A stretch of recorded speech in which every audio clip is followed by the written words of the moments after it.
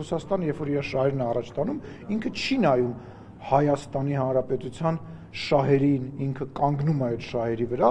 թե չի կանգնում այդ շահերի վրա, եւ Հայաստանի Հանրապետությունը Ռուսաստանի դեմ որևիցե քայլ չի անում։ Հայաստանի Հանրապետությունը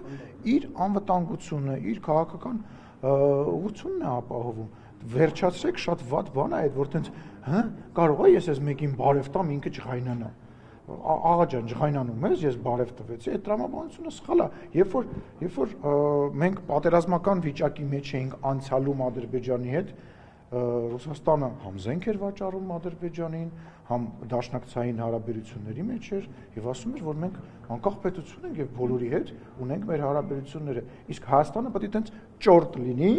իրան ասեն դու սրա հետ պետք է լավ լինես, սրա հետ պետք է լավ չլինես, որ հանկարծակի իրան բարևեցիր կամ դիմավորեցիր կամ հանկարծակի հյուրընկալեցիր, սենց ոնց կլինի։ Բայց Հայաստանը ավելի շատ կախված է Ռուսաստանից, տնտեսապես ավելի Լսեք,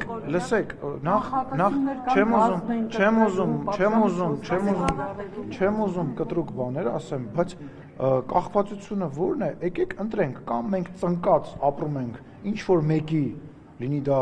Ռուսաստանը, Ֆրանսիան կամ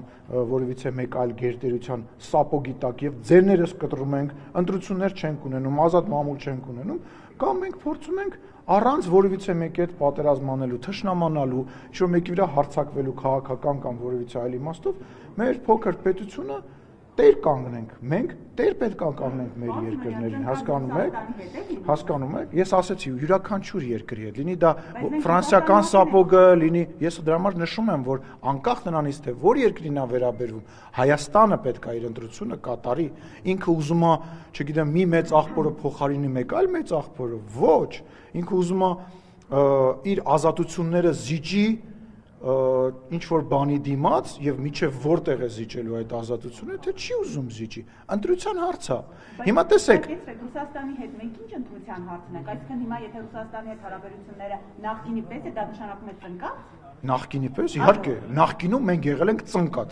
Մենք եղել ենք ծնկած, որովհետեւ մեր նախագահական ընտրությունները անցել են կեղծիքներով եւ հələ կենտրոնական ընտրական հանձնաժողովը չհայտարարած արդյունքները Ռուսաստանը շնորհավորել է, նշանակել է ստեղ նամեսնիկ։ Մեր ուժայինների